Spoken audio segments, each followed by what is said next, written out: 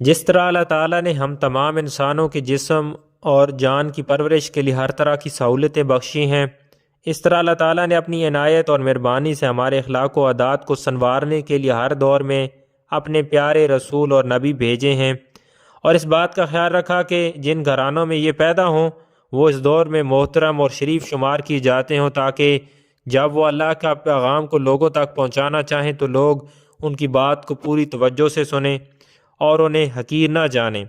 اس قاعدے کے مطابق حضور پاک صلی اللہ علیہ وآلہ وسلم جس خاندان میں پیدا ہوتے ہیں وہ ایسا معزز تھا کہ سارا عرب ان کا احترام کرتا تھا۔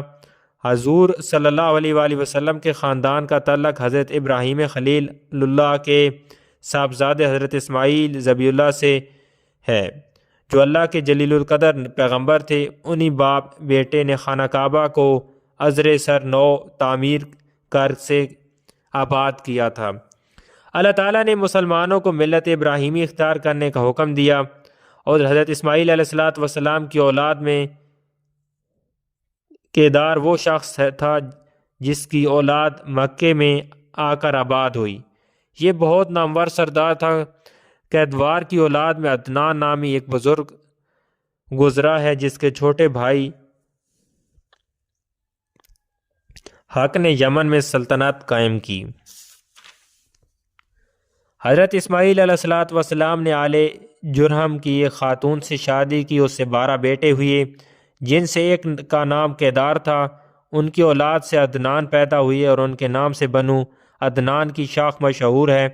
عدنان کے بیٹے کی اولاد سے ایک بچہ فہد بن مالک تھا، ان کا لقب قریش تھا اور ان کے لقب سے خاندان قریش مشہور ہوا۔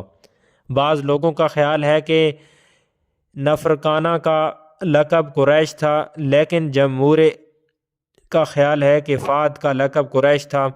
آپ سلم کے مورث اعلیٰ نام قریش ہے، یہ سلسلہ والد کی طرف سے تھا۔ ان کا تعلق فہد بن مالک کی 7ویں پشت سے تھا۔ یہ بڑے بہادر اور محنتی تھے۔